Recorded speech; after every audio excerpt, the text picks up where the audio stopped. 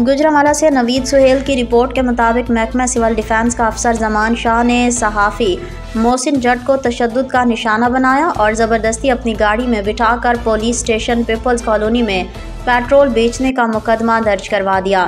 तफसील के मुताबिक गुजरांवाला महकमा सिविल डिफेंस का अफसर जमान शाह ने मोहसिन जट, जो रोज़नामा सजावल अखबार का इन्वेस्टिगेशन रिपोर्टर है, मोहसिन जट ने जमान शाह की बेहतरीन कारकर्दगी के लिए अपने मोबाइल में तस्वीर बनाई।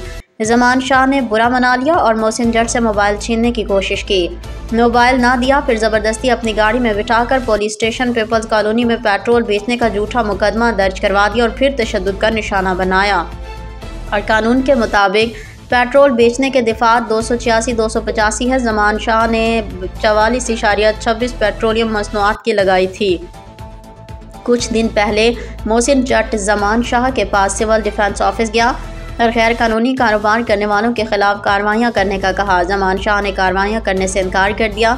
इस बात की ज़ाती रंजिश बनाई और सहाफ़ी मोहसिन जट पर झूठे मुकदमे दर्ज करवाता है। Commissioner Gujranwala, deputy commissioner Gujranwala, कानूनी कार्रवाई अमल में लाई जाए।